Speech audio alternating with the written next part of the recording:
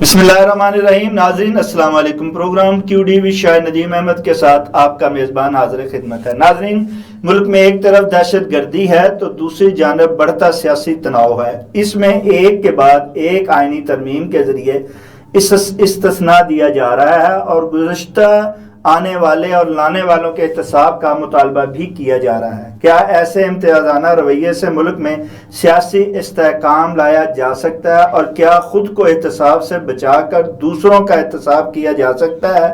इस पर इज़हार ख्याल के लिए आज हमने नामवर सीनियर कॉलम निगार तज़ियाकार जनाब मुस्तफ़ा कमाल पाशा साहब और लंदन UK से जनाब सीनियर सहाफ़ी तज़ियाकार मुकीम अहमद खान साहब को मदऊ किया। हम दोनों मेहमान गिरामी के इंतहाई शुक्रगुजार हैं कि वीडियो लिंक पर प्रोग्राम में शरीक हो रहे हैं। प्रोग्राम का आगाज़ जनाब मुस्तफ़ा कमाल पाशा साहब से ही करते हैं। जनाब सीनियर सहाफ़ी हैं, तज़ियाकार हैं, कॉलम निगार हैं और बहुत ही खूबसूरत लिखते भी हैं और बहुत से खूबसूरत बोलते हुए तज़िया भी करते हैं। मुस्तफ़ा कमाल पाशा साहब, मुल्क में एक तरफ दहशत गर्दी तो दूसरी जगह बढ़ता सियासी तनाव है और हम दोनों पर ही काबू नहीं पा रहे हैं। इसकी बड़ी आपकी नज़र में क्या वजह है? बहुत शुक्रिया जनाब शाह नदीम साहब कि आपने मुझे मेहमान के तौर पे बिठाया और मेरे ख्याल आपने नाज़रीन तक पहुंचाने का एहतमाम किया। गुजारिश ये है कि मैं तो तारीख का एक तालिब इल्म हूं। तारीख को पढ़ के जो मैं सीखता हूं वो अपने तज़ियात में बयान कर देता हूं। पाकिस्तान में इस वक्त जो अंदरूनी तौर पर सियासी अदम इस्तेहकाम नजर आ रहा है उसकी एक ही वजह है कि रियासत पाकिस्तान और पाकिस्तान के जो हुक्मरान हैं उन्होंने जो इस फसाद की जो जड़ है उसको जड़ से उखाड़ने में कोताही की है। मेरे नजदीक तारीखी एतबार से इस वक्त जो पाकिस्तान में स्टेबिलिटी नहीं है उसकी वाहिद वजह PTI, इमरान खान की PTI और उनके हमनवा है और एक तरफ उनको रियासती मुजरिम करार दिया जाता है 9 मई के वाकयात की वजह से और उसके बाद जो इमरान खान साहब और उनकी पार्टी का जो मौकफ रहा है, जो बयानात हैं, जो उनकी हरकत और सकनात हैं, मुझे उसके बारे में कोई शक नहीं है कि वो पाकिस्तान को अनस्टेबिलिटी की तरफ ले जाना चाहते हैं और ले जा रहे हैं। और इस वजह से हमारे जो हुक्मरान इत्तेहाद है वो भी कोई हतमी कदम उठाने से फिक्री और अमली तौर पर नाकाम नजर आ रहा है मुझे। और रियासत पाकिस्तान भी इस फसाद की जड़ से उखाड़ फेंकने में मुझे यकसू नजर नहीं आ रही है।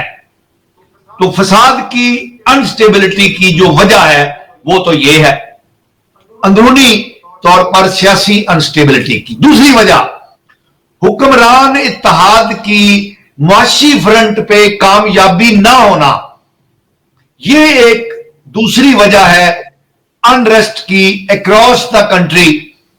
महंगाई, टैक्सों की भरमार, सरमायाकारी का ना होना, बेरोजगारी का बढ़ना, ये ऐसी वजूहात हैं जिनकी वजह से अवाम के अंदर एक अनरेस्ट पाया जाता है जिसकी रिफ्लेक्शन फिर पॉलिटिकल अनरेस्ट की सूरत में भी हमें नजर आती है। तो ये दो वजूहात है मेरे नजदीक जो सियासी बेचैनी में इजाफा कर रहे हैं। जी मुकीम अहमद खान साहब, जहां तक सियासी बेचैनी का ताल्लुक था उसका तो इजहार मुस्तफ़ा कमाल पाशा साहब ने बड़े जज्बाती अंदाज में कर दिया और वाज़ेह तौर पे सामने नक्शा भी खींच दिया जो उनके नज़रियाती तौर पे है। लेकिन आप ना सिर्फ पाकिस्तान बल्कि इंडिया में भी बड़े तजिया नगार के असीर से जाने और पहचाने जाते हैं, बड़े सीनियर साफ़ी हैं आप। जो पहला सवाल का हिस्सा था कि ये जो दहशत गर्दी के वाक़यात दिन ब दिन बढ़ते जा रहे हैं और इस हवाले से اب تو امریکہ بھی جو ہے وہ کہہ رہا ہے کہ افغان طالبان جو رجیم جو ہے وہ دنیا نہ صرف یہ نہیں کہ خطے کے لیے، دنیا کے لیے، کیونکہ وائٹ ہاؤس پر ایک افغانی نے جو فائرنگ کی ہے اس کے بعد تو یہ چیز واضح طور پہ جو ہے وہ سامنے آ گئی ہے۔ آپ کیا کہتے ہیں کہ یہ دہشت گردی جو ہے اور دوسری طرف یہ سیاسی جو انتشار ہے، دونوں پر پاکستانی حکومت ہو، ریاست ہو، کوئی بھی ہو، فیصلہ ساز ہو، قابو نہیں پا رہے ہیں؟ کیا وجہ ہے؟ بہت شکریہ شاہد صاحب۔ دیکھیے یہ ساری چیزیں انٹر لنکڈ ہیں کہ معیشت کی بات کی تو معیشت کو فروغ تب حاصل ہوتا ہے جب امن و امان ہو، حکومت کی پالیسی میں کنٹینیوٹی ہو، اور سرمایہ کار اپنے آپ کو محفوظ سمجھے، اسے یہ یقین ہو کہ میرا سرمایہ اور میرا جو انفراسٹرکچر ہے اس کی حفاظت بھی ہوگی اور انویسٹمنٹ کے اوپر ریٹرن بھی ملے گا۔ کوئی انجانا ٹیکس یا کوئی ایسی پالیسی نہیں آ جائے گی کہ جو اس کے کاروبار میں یا اس کی سروسز میں انٹرپشن کریٹ کر دے۔ یہ ساری چیزیں دیکھ کے ہی کوئی انویسٹر جو ہے آپ کے ہاں انویسٹمنٹ کا فیصلہ کرتا ہے۔ اس میں بیرون ملک کے سرمایہ کار کے علاوہ اپنے ملک کا سرمایہ دار بھی یہی دیکھ رہا ہوتا ہے کہ کہاں پیسے لگائے جائیں کہ جہاں پہ بغیر غیر ضروری مشکلات کے وہ اپنا کاروبار جاری رکھ سکیں۔ پھر امن و امان کی جو صورتحال ہے وہ آپ کے سامنے ہے۔ 2 صوبوں میں کلیئر کٹ انسرجنسی ہو رہی ہے اور دن رات جو ہے وہاں پر کوئی نہ کوئی واردات ایسی ہوتی ہے جس میں یا سویلین مارے جاتے ہیں یا سیکیورٹی فورسز پہ حملہ ہوتا ہے یا شہریوں کی املاک کو نقصان پہنچایا جا رہا ہے۔ ان حالات میں ہم کیا توقع کر سکتے ہیں کہ کیا کوئی بیرونی سرمایہ کار آئے گا اور یہاں پہ انویسٹمنٹ کرے گا دنیا کے 125 ملک چھوڑ کے؟ دوسرا جو پہلو ہے وہ ہمارا یہ پولیٹیکل ہارمونی نہ ہونا ہے۔ دنیا بھر میں حکومت اور اپوزیشن کے درمیان اختلافات ہوتے ہیں، لیکن جو نیشنل ایشوز ہوتے ہیں یا جو انٹرنیشنل ریلیشنز سے ریلیٹڈ چیزیں ہوتی ہیں اس کو انڈرسٹوڈ سمجھا جاتا ہے کہ ان کو بلا وجہ تنقید کا نشانہ نہیں بنایا جاتا، اور جو چیز اکانومی کو فروغ دے رہی ہو، جو چیز دنیا میں ملک کے امیج کو بہتر کرتی ہو، اس کو اپوزیشن بھی ٹچ نہیں کرتی۔ لیکن ہمارے ہاں 78 سال کی تاریخ میں ہمیشہ یہ ہوا ہے کہ جو بھی اپوزیشن میں ہوتا ہے regardless of whoever it is، اور کسی کی بھی حکومت ہے، انہوں نے اس کی کسی اچھائی کو ماننا نہیں ہے، انہوں نے اس کو کوئی سپیس نہیں دینی، انہوں نے اس کو کام نہیں کرنے دینا۔ لیکن اس میں حکومت کے پاس جو ہے وہ اپوزیشن کو دینے کے لیے بہت کچھ ہوتا ہے۔ اب اگر آپ ان کو سپیس نہیں دیں گے، اگر آپ ان کو کام نہیں کرنے دیں گے، اگر آپ ان کو دیوار سے لگائیں گے تو وہ جو نیگیٹیوٹی ہے وہ پورے سسٹم میں سرایت کر جاتی ہے۔ یہی سچویشن اس وقت پاکستان میں بھی کہ آپ کے سامنے اب اگر اپوزیشن جو ہے وہ ایک نادان بچے کی طرح ایکٹ کر رہی ہے تو پھر پنجابی میں کہتے ہیں حکومت بھی کو سیانے والا کام نہیں کر رہی ہے۔ تو یہ دونوں طرف سے ایک ٹٹ فور ٹیٹ ہے کہ کچھ لوہا کھوٹا اور کچھ لوہار کھوٹا۔ جی اچھا جناب مصطفیٰ کمال پاشا صاحب، اس وقت ضرورت اس امر کی ہے کہ آپ ملک میں جو ہے سیاسی استحکام لائیں، امن قائم کریں، اور بیسک ساری توجہ جو ہے وہ دہشت گردی کی طرف منتقل کریں اور اس کا سدباب کرنے کی کوشش کریں۔ جیسا کہ مقیم صاحب نے کہا قیام امن ہوگا تو ہی سارے معاملات جو ہے وہ سدھریں گے اور عوام کی زندگی بھی بدلے گی۔ کیا وجہ ہے کہ ہم بجائے دہشت گردی کی طرف دینے کے، ملک میں سیاسی استحکام لانے کے، ہم آئینی ترامیم لا رہے ہیں، خود کو محفوظ بنا رہے ہیں اور اپنے مخالفین کے احتساب کا مطالبہ کر رہے ہیں؟ یہ کیسی دوغلی پالیسی ہے، یہ کیسا دوغلی بیانیہ ہے؟ آپ نے بڑی خوبصورت بات کہی ہے اور مقیم صاحب نے بڑا بجا طور پہ کہا کہ اپوزیشن کو حکومت جو ہے وہ سپیس نہیں دے رہی اور پھر اپوزیشن جو ہے وہ حکومت کو ٹکنے نہیں دے رہی. تو یہ کوئڈ پرو ہو رہا ہے. تو بات یہ ہے کہ ہمارے ہاں جو بھی حکمران آئے ہیں, چاہے وہ سول ہوں چاہے وہ فوجی حکمران ہوں, ان کی اولین ترجیح یہ رہی ہے کہ وہ اپنے حق حکمرانی کو محفوظ اور ممنون بنائیں.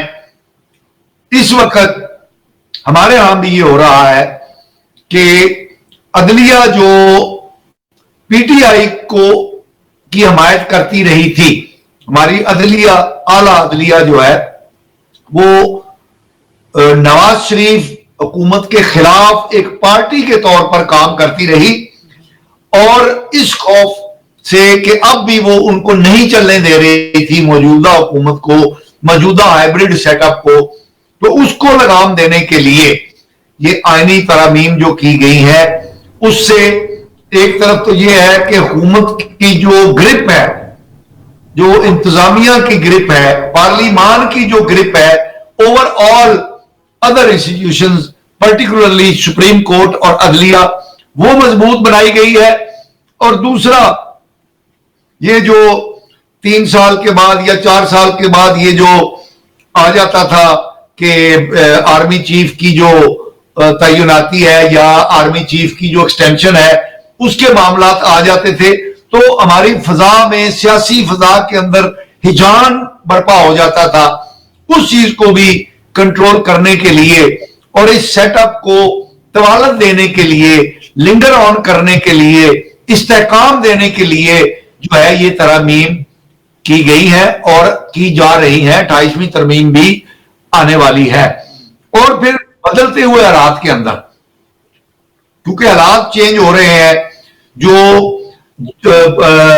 جنگ کی ڈائنامکس ہے وہ تبدیل ہو گئی ہے, تو اس حوالے سے جو ہم نے یہ جو NFC ایوارڈ ہے اس کو ریوائز کرنا بھی ضروری ہو گیا ہے, تاکہ مرکز کے پاس معقول رقم ہو جو جس کے ذریعے وہ دفاع اور ملک کی جو دیگر ضروریات ہیں ان کو وہ فیڈ کر سکے. اس کو بھی ریوائز کرنا جو ہے وہ ضروری ہے, اور اس کو ریوائز کرنے کے لیے بھی آئین میں ترمیم کی ضرورت ہے. پھر دوسری طرف یہ جو صوبوں کو اختیارات دیے گئے تھے اس کے بھی کوئی بہت اچھے اثرات جو ہے وہ ہمارے قومی منظر نامے پر اچھے اثرات مرتب نہیں ہوئے. میں اس کی آپ کو چھوٹی سی ایک مثال دیتا ہوں. تعلیم جو ہے یہ صوبائی ایشو ہو گیا, تو پتہ یہ چلا ہے کہ سندھ کے اندر محمد بن قاسم کو جو ہے وہ ایک ڈاکو کے طور پر ٹریٹ کیا جاتا ہے ان کی تعلیم, ان کی کتابوں کے اندر, اور راجہ داہر کو سندھ کے سپوت کے طور پر کیا. میں نے یہ پڑھا ہے, دیکھا ہے, میں نے یہ خود کتابیں نہیں پڑھی, میں نے یہ پڑھا ہے اس بارے میں. جبکہ پنجاب کے اندر جو ہے وہ محمد بن قاسم جو ہے وہ اسلام کی آمد کے ساتھ جوڑا جاتا ہے اور اس کو ایک ہیرو کے طور پہ لیا جاتا ہے. اس طرح کے اور تضادات 18ویں ترمیم کے باعث جو ہے وہ صوبوں کے درمیان پیدا ہو رہے ہیں. مستقبل صاحب قطع کلامی تو اسی نظریہ, اسی تبدیلی, اسی سوچ کے باعث ہی انڈیا کا وزیر دفاع کہتا ہے نا پھر سندھ ہمارے ساتھ ملنے والا ہے. یہ تو مطلب وہ انہوں نے ایسی وہ چھوڑ رہے ہیں, راج ناتھ صاحب نے یہ کہا ہے. یہ انڈیا کی جو اس وقت بن قاسم کو, فاتح کو, ایک مسلمان کو آپ بدل کر دہر کو آ کے کہیں گے کہ سندھ میں وہ جو تھا وہ ہمارا, وہ اس کو خلیفہ بنائیں گے, اس کو اپنا آئیڈیل بنائیں گے, تو پھر سوچ تو بدلے گی نا, پھر ان کو بھی موقع ملتا ہے نا دشمن کو بات کرنے کا. نہیں, ہم تو اپنی تاریخ کو درست پیرامیٹرز کے اندر بیان کرنے کی کوشش کر رہے ہیں. ہم کوئی کسی چیز کو ڈسٹارٹ تو نہیں کر رہے نا. اگر یہی بات ہے کہ سندھ ان کا حصہ رہا ہے تو پھر تو پورا ہندوستان جو ہے یہ مسلمانوں کا حصہ رہا ہے. مسلمانوں نے یہاں پر 500 سال سے زیادہ حکومت کی ہے, تو پھر تو یہ دلی بھی ہمارا ہوا. اور آپ یہ دیکھیے کہ دلی کے اندر تو بے شمار ایسے نشانات موجود ہیں جو یہ ثابت کرتے ہیں کہ دلی ہمارا ہے, ہمارا دارالخلافہ رہا ہے مسلمانوں کا. یہ تو بی جے پی کے جو حکمران ہیں ان کو کیونکہ بری طرح پاکستان نے شکست دی ہے مئی کے اندر, مئی 2025 کے اندر, تو اب وہ بکھرائے ہوئے ہیں اور وہ اس طرح کی بو لازمیاں بیان کر کے تو وہ اپنی خفت کو مٹا رہے ہیں. پھر جس طرح ان کا طیارہ تباہ ہوا ہے دبئی ایئر شو کے اندر, اس سے بھی ان کی عالمی سطح پر سبکی ہوئی ہے. تو وہ ان سبکیوں سے عوام کی توجہ ہٹانے کے لیے اور اپنے آپ کو تسلی دینے کے لیے اس طرح کی اہم کارنامہ باتیں کر رہے ہیں. میں یہ سمجھتا ہوں کہ راج ناتھ صاحب اور بی جے پی کے حکمرانوں کی ایسی باتوں پر ہمیں بہت زیادہ توجہ نہیں دینی چاہیے. ہمیں اپنے معاملات کو ٹھیک کرنا چاہیے کیونکہ ہماری بقا اور ہماری تعمیر و ترقی کا راز اسی میں مضمر ہے. مقیم احمد خان صاحب, جیسا کہ مصطفیٰ کمال پاشا صاحب نے کہا کہ یہ جو قومی مفاد کے نام پہ ترامیم لائی جا رہی ہیں, نظام کو بدلا جا رہا ہے, تبدیلی جو ہے وہ آگے جو ہے وہ مزید 28ویں کے بعد تو مزید دھماکے ہوتے ہوئے دکھائی دے رہے ہیں, صوبے بنتے ہوئے دکھائی دے رہے ہیں, اور اس کی سوچ کو بھی لوگوں پہ جو ہے اس حوالے سے اس کا اظہار خیال کرتے ہوئے میاں عامر جیسے لوگ بھی نظر آتے ہیں. تو آپ کیا سمجھتے ہیں کہ یہ قومی مفاد کے نام پہ جو ایجنڈا لایا جاتا ہے اور در حقیقت اپنے آپ کو تحفظ فراہم کیا جاتا ہے, اپنے آپ کو مضبوط کیا جاتا ہے اور اس کو عوام کے کندھوں پہ ڈالا جاتا ہے, آپ کیا کہتے ہیں یہ روایت یا یہ روش جو ہے کیا آپ کی جو ہے سمت کو درست پائے گی یا آپ کا قبلہ درست کر پائے گی؟ دیکھیے, قانون سازی پارلیمنٹ کا اختیار ہے, اس پہ کوئی دو رائے نہیں, لیکن قانون بنانا کوئی مسئلہ نہیں ہوتا, قانون کو پر اس کی روح کے مطابق امپلیمنٹ کرنا اصل مسئلہ ہوتا ہے. 18ویں آئینی ترمیم کے مطابق جو ادارے یا جو وزارتیں وہ صوبوں کو دی گئی تھی وہ ابھی تک تیتر اور بٹیر بنی ہوئی ہیں.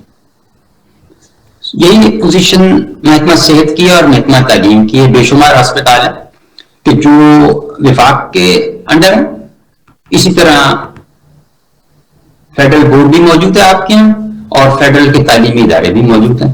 مطلب یہ کیا ہوا, جب آپ نے تعلیم اور صحت صوبوں کو دینے کا اعلان کیا تو دے کے فارغ کرتے تھے. اسی طرح کچھ وزارتیں ہیں جن کی ڈپلیکیسی ہو رہی ہے, یعنی اگر وہ وفاق کا ہے تو پھر اس میں وہ صوبائی وزارتوں کی ضرورت نہیں تھی. اب وہ صرف یہ ہے کہ لوگوں کو اکاموڈیٹ کرنے کے لیے کہ یہ وہ ان کے پاس منسٹریل پورٹ فولیو رہے اور کابینہ میں وہ بندوں کو ایڈجسٹ کیا جا سکے. پھر یہ ہے کہ یہ جو پرسن اسپیسیفک قانون سازی ہوتی ہے اس سے بڑا ظلم کوئی نہیں ہوتا. آزاد عدلیہ ہو اور کوئی اسے چیلنج کر دے تو وہ قانون سازی ریورس بھی ہو سکتی ہے. یعنی کسی شخص کو ذہن میں رکھ کے آپ قانون بنائیں, اس کا اطلاق مخصوص لوگوں پہ کریں, وہ دنیا میں کہیں بھی کوئی معیاری قانون سازی نہیں سمجھی جاتی. اب یہ استثناء کا جو قانون ہے یہ دنیا میں کہاں ہے؟ 2-4 مذہبہ خیز مثالیں ضرور موجود ہیں, میں زبانی بھی بتا سکتا ہوں, لیکن یہ ہے کہ ان کو مانا نہیں جاتا کہ جن مثال کے طور پہ جن حکمرانوں کو یا جن اشخاص کو کوئی استثناء بھی حاصل ہوتا ہے, ہیڈ آف اسٹیٹس کو, رائلٹیز کو, وہ انٹرنیشنل کورٹ آف جسٹس جو ہے وہ بھی نہیں مانتی. کرمنل کورٹ وہ جنگی جرائم یا جینوسائیڈ یا اس قسم کے جو الزامات ہوں تو وہ استثناء کو کوڑے دان میں ڈال دیتی ہے عدالت. پھر یہ جو کہہ رہے تھے نا کہ جی وہ قلعہ بندی کر رہے ہیں لوگ, اپنا کوئی بلٹ پروف نظام لا رہے ہیں, فول پروف نظام بنا رہے ہیں جی, وہ شداد اور لمبی بازی کے ساتھ, لیکن وہ اللہ کی ذات باخبر بھی ہے اور اس کو پتا ہے کہ میں نے کس کے ساتھ کیا کرنا ہے. تو یہ آرٹیکل 6 1973 کے آئین میں اس سے زیادہ پائیدار گارنٹی کوئی نہیں تھی 78 سال میں کہ مارشل لاء نہیں لگے گا, اس کے باوجود بھی لگ گیا تھا. تو یہی حاصل کلام ہے. جی مصطفیٰ کمال پاشا صاحب, جیسا کہ مقیم احمد صاحب نے کہا ہے کہ یہ جو ترامیم لائی جائیں، اگر آپ کھل کھلا کے، آپ جیسے جو بے باک قسم کے صحافی ہیں وہ تو کھل کھلا کے بات کا آپ دیکھیں تو اس میں عدلیہ کو تقسیم کیا گیا ہے، اس کو کمزور کیا گیا ہے، اس کی طاقت کو کھینچ لیا گیا. اب یہ نہیں کہ وہ اگر سپیریئر تھے تو ان کو مساوی دینے کی بجائے ان سے چھین لی گئی ہے. اچھا، اب وہ تابع کیا گیا ہے، پارلیمان کو کس طرح بنایا گیا ہے، کس طرح اکثریت دی گئی ہے وہ آپ کے سامنے ہے، تروڑ مڑوڑ کے جو ہے کس طرح ان کو، اور اب جا کے جو تھوڑی سی پیپلز پارٹی کی تھی اس کو بھی ختم کر دیا گیا ہے. تو یہ جو ساری چیزیں، پھر جیسا کہ مقیم صاحب نے کہا کہ ایک دو شخصیت کو استثناء دے کے آرٹیکل 6 کو جو ہے اس کو جو ہے وہ ایک قسم کا ختم کر کے کن کو یہ سب چیزیں ہمارے سامنے ہیں. اور اس کے بعد ہم کہیں کہ یہ قومی مفاد میں سارا کچھ کیا جا رہا ہے، نیا نظام لایا جا رہا ہے، عوام کی زندگی میں کو تبدیل کیا جا رہا ہے، یہ منافقت نہیں ہوگی؟ جی مصطفیٰ کمال بشیر صاحب. نظام تو واقعی نیا لایا جا رہا ہے، لیکن اس سے عوام کو کیا ملے گا یہ ابھی تک معلوم نہیں ہے. دوسری بات یہ ہے کہ عدلیہ پر جو میں نے تو آپ کو پہلے کہا کہ عدلیہ پر جو قدغنیں لگائی گئی ہیں وہ اس خوف کی بنیاد پر لگائی گئی ہیں جو پچھلے دور حکومت کے اندر عدلیہ کا رویہ رہا تھا. اس خوف کی بنیاد پر یہ تبدیلیاں لائی گئی ہیں. تو اور یہ میں اس کو سپورٹ نہیں کر رہا، ٹھیک ہے، یہ دیکھ رکھیے گا، میں یہ نہیں کہہ رہا کہ یہ بالکل جی جی ٹھیک ہے، لیکن یہ جو عدلیہ کا گلا گھونٹنے کی جو کوشش ہے اس میں عدلیہ کے اپنے رویے کا بھی بہت بڑا دخل ہے. ٹھیک ہے، آپ دیکھیے جو ثاقب ناصور صاحب تھے اور وہ جو راؤ صاحب تھے، چودھری افتخار محمد چودھری صاحب تھے، ان کے رویے کیا رہے بطور چیف؟ ان کے جو انہوں نے جس انداز کے اندر سوئے موٹو کو استعمال کیا، ڈیم بنانا شروع کر دیا، وزیر اعظموں کو معطل کرنا شروع کر دیا، انہوں نے بھی اپنی جو اختیارات تھے اس سے بیونڈ جانے کی کوشش کی. یعنی جو ان کو، اور جو مصطفیٰ صاحب ان کے تھے چیف جسٹس صاحب، جنہوں نے پارٹی کا پرچم چھینا، جنہوں نے ان کا حق چھینا، ان کے ووٹ کا حق چھینا، جنہوں نے ان کو آئینی ترمیموں کا راستہ دکھایا، وہ بھی تو تھے نا.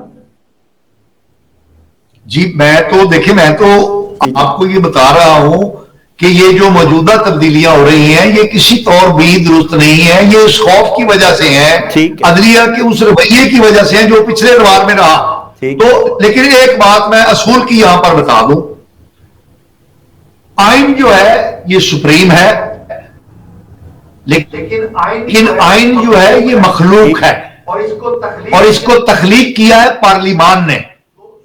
تو سپیریئر ترین چیز کیا ہے؟ پارلیمان، آئین نہیں. آئین مخلوق ہے، پارلیمان خالق ہے، اور مخلوق کبھی بھی خالق سے بڑھ کر نہیں ہو سکتی. اور آئین نے یہ سپریم کورٹ اور دیگر ادارے تخلیق کیے ہیں. تو سپریم کورٹ کا درجہ تو پارلیمان کے حوالے سے بہت پیچھے آتا ہے. پارلیمان آئین تخلیق کرتی ہے اور اس آئین کو جب چاہے اس میں تبدیلی لا سکتی ہے. یہ بالکل کلیئر کٹ چیز ہے، اس کے بارے میں کسی کو شک نہیں ہونی چاہیے. اور پھر سپریم کورٹ کو تو منتخب ہونے والے ارکان پارلیمنٹ بھی تو ہونے چاہیے نا. اچھا ویسے آپس کی بات ہے، جس آئین کی آپ بات کر رہے ہیں 1973 کی، وہ بھی ایک غیر اکثریتی جماعت یعنی پیپلز پارٹی نے یہ آئین بنایا تھا. اور آپ کو پتا ہے کہ 71 کے جب الیکشن ہوئے تھے تو اس میں جو 160 سے زیادہ نشستیں، جو 162 نشستیں تھیں مشرقی پاکستان کی، اور وہ 160 شیخ مجیب کی جماعت نے جیتی تھی. اور جو مغربی پاکستان میں نشستیں تھیں اس میں سے 1/3 نشستیں جو ہے وہ پیپلز پارٹی کو ملی تھی. اور جس وقت پاکستان ٹوٹ گیا تو وہ الیکشن بھی نل اینڈ وائڈ ہو گئے. اس کے باوجود اسی جماعت نے، اسی اسمبلی نے جو ہے وہ آئین بنایا تھا. تو اگر ہم ڈیٹیل میں جائیں گے تو وہ جماعت بھی نمائندہ جماعت نہیں تھی. ٹھیک ہے، وہ پارلیمان بھی عوام کی حقیقی نمائندہ نہیں تھی. جو پاکستان کی ساری جماعتیں تھیں اس میں متفقہ طور پہ ساری اس آئین کو بنانے میں شامل تھیں یہاں کی، وہ صرف چاہے وہ اس وقت وہ ایک لیکن جس الیکشن کے نتیجے میں یہ پارلیمان بنی تھی جی وہ تو ٹوٹ گیا، وہ تو ملک ہی ٹوٹ گیا، ٹھیک ہے، جس چیز کے تحت بنی تھی۔ تو اب اسی طرح یہ جو موجودہ پارلیمان ہے جیسے بھی بنی ہے، اور ایک بات یاد رکھیے گا کہ بین الاقوامی قانون ہے کہ جو ناجائز طریقے سے بھی کوئی حکومت بنے اور اگر وہ قائم ہو جائے، ٹھیک ہے، اگر وہ قائم ہو جائے یعنی اگر کوب ہو اور وہ قائم ہو جائے تو اس کو انقلاب کہتے ہیں، لیکن اگر کو ناکام ہو جائے تو وہ غداری میں آ جاتا ہے۔ تو یہ بہرحال ووٹوں کے ذریعے ہی یہ الیکشن کے نتیجے کے درست فرمایا کہ کو ہوا، کامیاب ہوا تو حکومت بن گئی اور ہمیں اس کو ماننا پڑے گا چاہے جیسے بھی ہے، اور کو اگر کامیاب نہیں ہو تو 9/11 ہو گیا اور ان کو ہم نے سزا دینی ہے۔ اچھا جی، مقیم احمد خان صاحب، مقیم احمد خان صاحب وہ بھی کو کامیاب ہو جاتا تو پھر ہمیں اسے بھی مان لینا تھا۔ اچھا یہی بات ہے کہ کل جو لوگ تھے جو ایک طرف تو وہ 9/11 کرنے والے آج جو ہیں ان کے ساتھ بیٹھے ہوئے تھے، انہیں لانے والے تھے، پھر اس کے بعد دوسروں کو بھی لانے والے وہی تھے، لیکن وہاں پہ لندن میں کون کون، جنرل باجوہ، جنرل فیض وہاں کس سے ملتے رہے اور کیسے جو ہے یہ دوسرا کو ہوا جو کامیاب ہوا۔ اب وہی لوگ آ کے مطالبہ احتساب کا ان کا کرنے کی کوشش کر رہے ہیں، اور ان کے بعد میں نواز شریف پہلے آئے، شکوہ جواب شکوہ کیا پارلیمان میں اور چلے گئے، کل وہ بے باک پھر بولے ہیں اور انہوں نے احتساب کا مطالبہ کر دیا ہے کہ جناب لانے اور لے جانے والوں کا احتساب کیا جائے۔ آپ اس بارے میں کیا کہتے ہیں مقیم احمد خان صاحب؟ کیا نواز شریف اپنے کو خود احتسابی میں لا کے دوسرے کے احتساب پہ زور کیوں دے رہے ہیں؟ بڑی خوشی ہوئی کہ میاں صاحب جو ہیں وہ کچھ تو بولے بیک ہوئے آفٹر اے لانگ ٹائم، اور سارا میڈیا جو ہے عمران خان کی بیماری کی خبروں اور میاں صاحب کی گفتگو کو کوٹ کر رہا ہے۔ جی ہاں، تو لیکن انٹرسٹنگ پوائنٹ وہی ہے کہ پچھلے 2 سال سے انہی کی حکومت ہے، اور اگر عمران خان کو لانے والوں کا احتساب ہو سکتا تھا تو کیوں نہیں کیا، اور اب چونکہ میاں صاحب نے فرما دیا تو حکومت کو اس پر عمل کرنا چاہیے۔ دیر کس چیز کی ہے؟ گھوڑا بھی حاضر ہے اور میدان بھی حاضر ہے، حکومت بھی آپ کی ہے، اختیار بھی آپ کا۔ تو نواز شریف صاحب کو کہنے کی ضرورت کیوں پڑ رہی ہے؟ اصل تو یہ معاملہ ہے۔ اب یہ تو کوئی میرے علم میں نہیں ہے کہ کیوں ضرورت پیش آئی، لیکن یہ ہے کہ انہوں نے بڑا واضح بات کی ہے، تو ہونا تو یہ چاہیے کہ حکومت اس پہ فوری ایکشن لے۔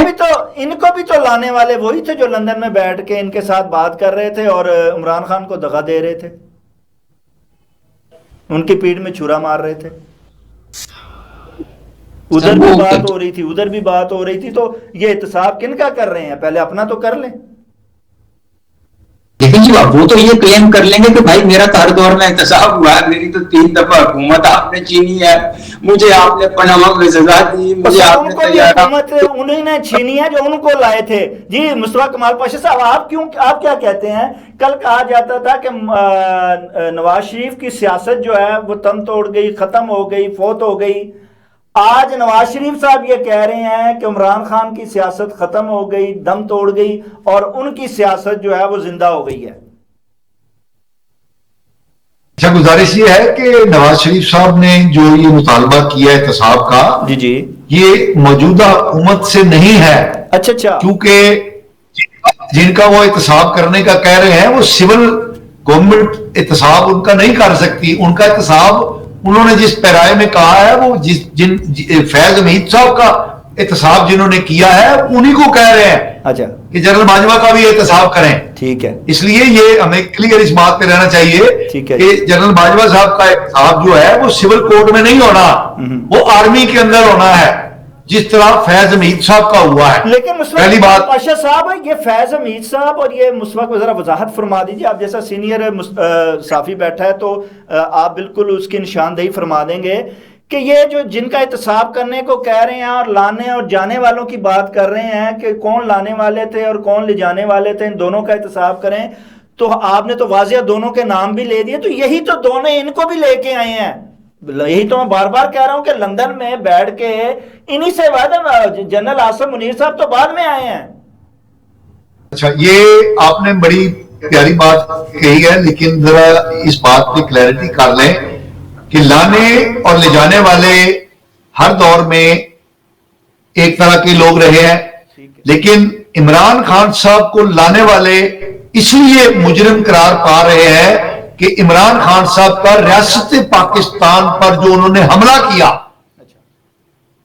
اس کی وجہ سے ان کو لایا جانا جو ہے یہ ایک جرم بن چکا ہے، اور ان کے جو لانے والے ہیں ان کو بھی کٹارے کے اندر کھڑے کرنے کا کہا جا رہا ہے. اگر یہ فرق ذہن میں رکھیں کہ نواز شریف صاحب کو بھی اگر لایا گیا تھا تو لیکن نواز شریف صاحب نے کبھی ریاست پاکستان کو للکارا نہیں ہے، نواز شریف صاحب نے ریاست پاکستان پر کبھی حملہ نہیں کیا ہے، نواز شریف صاحب کبھی ریاست پاکستان کے دشمنوں کی زبان نہیں بولتے رہے، جبکہ عمران خان صاحب یہ سارے کام کرتے رہے ہیں اور کر رہے ہیں. اس لیے نواز شریف صاحب نے یہ کہا ہے. آپ سے اس کا جواب لے لوں کہ نواز شریف صاحب، محترمہ مریم نواز صاحبہ، شہباز شریف صاحب، یہ سارے ہی جلسوں میں کھڑے ہو کے تصویروں کی طرف اشارہ کر کے جو کچھ کہتے رہے ہیں، جو خواجہ آصف صاحب کہتے رہے ہیں، وہ محفوظ ہے اور بار بار میڈیا جو ہے وہ سناتا ہے.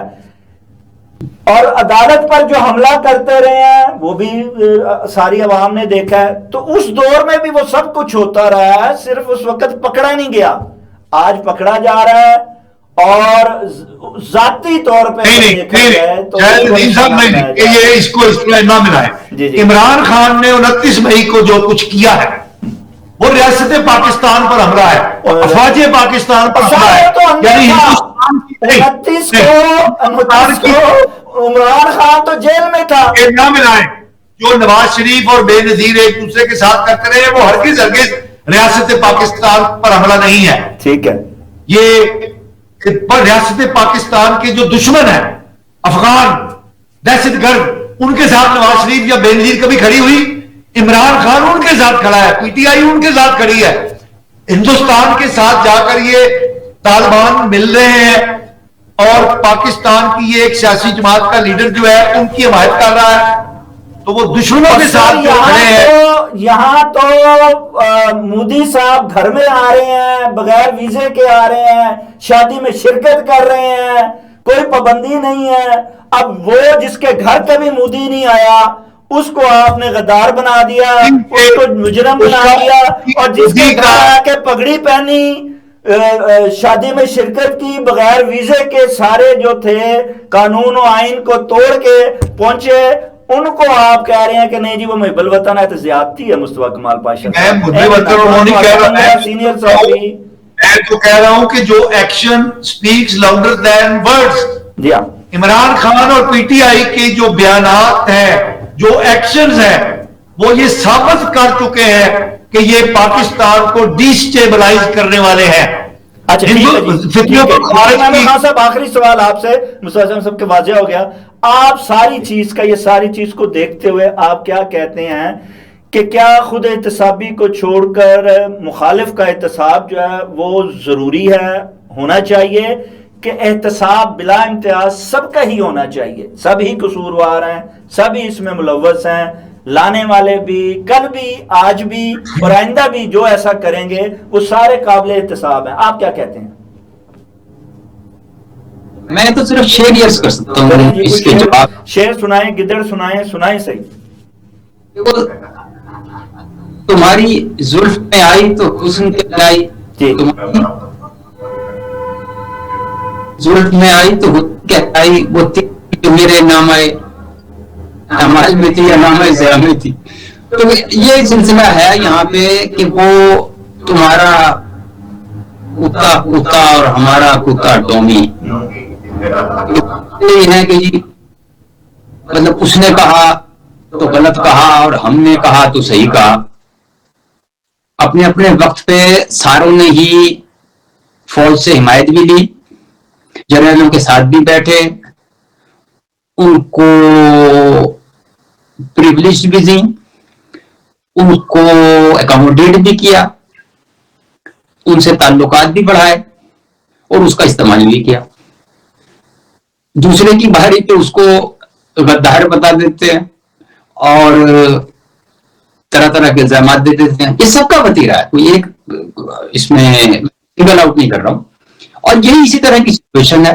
अब कल तक अफगानियों के साथ जो जिहाद कर रहे थे वो भी ठीक है, कल तक जो अफगानियों को असला फराहम कर रहे थे वो भी ठीक थे, कल तक जो अफगानियों को अपने बेटे बता रहे थे उनकी भी निजात हो गई, और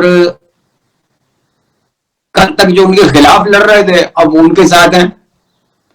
और अजीबोगरीब सूरत हाल है कि 30 साल तक यही अफगान थे ना जो अमेरिका की आंख का तारा थे, यही अफगानी थे ना जो जिनके ऊपर नेटो और उसके मुबस्सिरीन असला बतौर इनाम दे रहे थे और डॉलरों की बारिश कर रहे थे। यही पोजीशन हमारे यहां थी कि हमने अपने बच्चे मरवा दिए वहां के, जाओ इनके साथ और लड़ो रशिया के खिलाफ। ये अब वक्त की बात है। वही अफगानी थे जो हमें बरादर मुस्लिम मुल्क कह के हमारा माथा चूमते थे, अब हमने उनको निकालना शुरू किया तो वो उनका बस नहीं चल रहा कि हमें यजीद के साथ खड़ा करके उड़ा दें। तो ये एक अजीबोगरीब सूरत हाल है सर, और वक्ती जरूरियात हैं, और ये इसी तरह ही इंसानी रवैये भी हैं, और इसी तरह ही हमारे ताल्लुकात भी हैं, और इसी तरह ही हमारे नजरियात भी हैं। तो माजरत के साथ ये एक तब्दील होने वाला स्टांस भी है, और बदलते हुए हालात भी हैं, वाकयात भी हैं, और दुनिया का मंजरनामा भी है। जी